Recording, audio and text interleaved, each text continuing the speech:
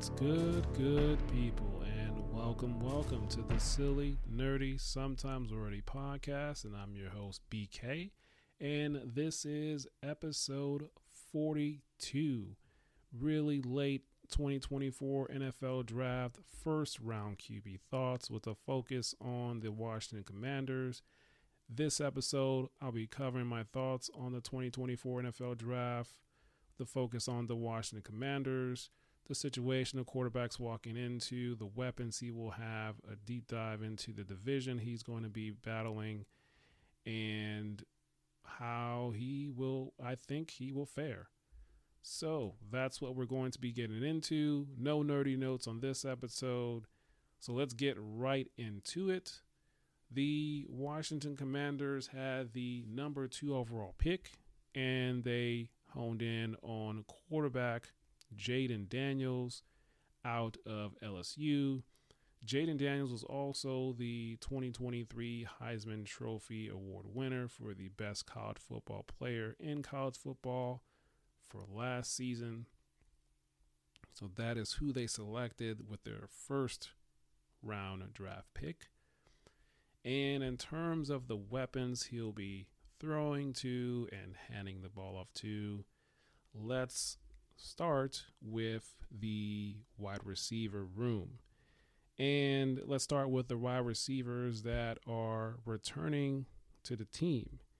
He will have wide receiver Dyami Brown, second-year wideout. He flashed a couple times last season during the regular season, had some really a few amazing catches last season, as well as young receiver Jahan Dotson. He is there as well. And the last returning receiver is Terry McLaurin, wide receiver number 1. Excellent wide receiver he has there. And, of course, they brought back Jamison Crowder. And then, in terms of additions, they added wide receiver Luke McCaffrey. They drafted him in the 3rd round this season out of the University of Rice. He is also the brother of Christian McCaffrey, son of Ed McCaffrey, wide receiver of the Denver Broncos many years ago. So that is the wide receiver room. I think a pretty solid wide receiver core that he will be throwing to. Of course, we'll see how the 53-man roster shakes out when cut time comes in August. And the tight end room, they have free agent Zach Ertz, solid wide receiver, solid tight end. And they drafted tight end Ben Sinnott, 2nd round out of Kansas State. So those are the tight ends he will have blocking for him and catching for him.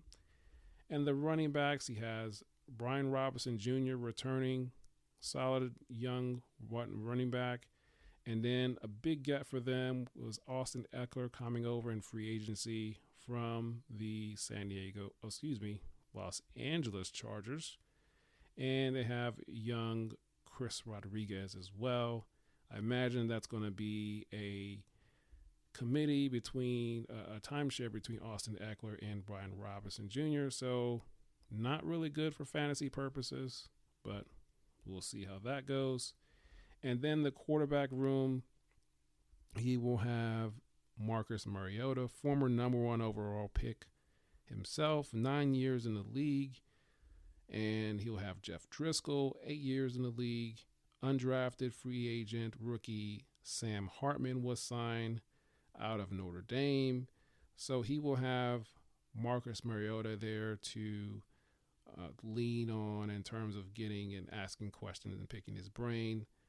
The plan for him, I don't believe he's been named the starter already, so we'll see how that develops there. Of course, I forgot to mention, in addition to this situation he's walking into, 2 things. One, this is a new ownership group that is going into year 2 of them owning the team. Managing partner, majority partner, Josh Harris. And one notable person that's in the ownership group, among many others, is Magic Johnson. Magic Johnson of the NBA, of the Los Angeles Lakers, one of the greatest players of all time. He is in that ownership group. As well, he is walking into a new head coaching staff. So there is a new head coach there. He is not a first-time head coach, and the name escapes me right now. But previously, he's been the defensive coordinator of the Dallas Cowboys for the last couple seasons. He was previously the head coach with the Atlanta Falcons. So, yeah, he was the coach of the Falcons when they had that 25-3 lead over the Patriots, which we know the Patriots came back and won that Super Bowl. But new head coaching staff there that Jayden Daniels will be working with. And then the last thing I want to address is the offensive line. Of course, Sam Howell was the starting quarterback last season for the majority of last season, and he was sacked at a very high number. The offensive line surrendered. And per a website that I found, Player Profile, they rank their offensive line stats in a tier system. And per their site, the Washington Commanders ranking is under the tier average and forgettable. And per StatMuse, the number of sacks that the Washington Commanders offensive line surrendered was 65. 65 sacks. And a lot of that, good portion of that was on the quarterback, but also on the offensive line. 65 was tied for second in the league with two other teams, the New York Giants and the Carolina Panthers. So the offensive line needs much improvement, and the Commanders did make a lot of moves offensively and defensively during the offseason. So we'll see how they improve, but 65 sacks, you can't do that. You got to keep your quarterback upright. Of course, the quarterback has to release the ball on time.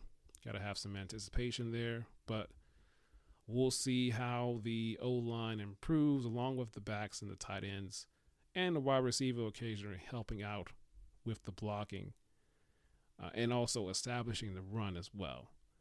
So that is going to be key for that. And what else can we talk about? Oh, yes. The division that they're in, the NFC East. Tough division. They'll be dealing with the Philadelphia Eagles, the Dallas Cowboys, and the New York Giants. Now, the cream of the crop, obviously, is the Philadelphia Eagles and then the Dallas Cowboys. I believe those two teams will be battling out for the division. The Washington Commanders, I believe, will be a much improved team. Will they be much improved that they will win the division? Personally, I do not think so, but that is why they play the game.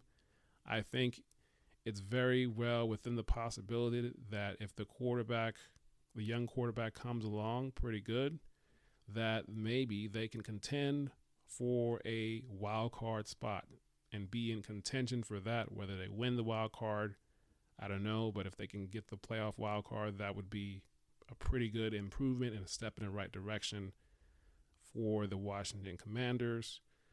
But we'll see how that's going to go. You got a new young quarterback. You have a relatively new ownership group that is still trying to put their stamp on the team, on the organization, along with a new coaching staff. So we'll see how that is going to go. But those are my thoughts on the Washington Commanders. The offensive line needs to improve. Definitely doesn't need to be in the average and forgettable tier.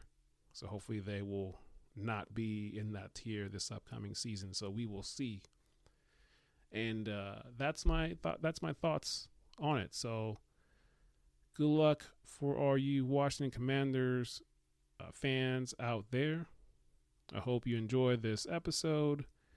We are on Spotify. We are on Apple Podcasts, Pandora, Amazon Music, Audible, iHeartRadio, wherever you get your podcasts. Please give us a listen, a download, like, subscribe, leave a comment, all that good stuff. Tell somebody, share it.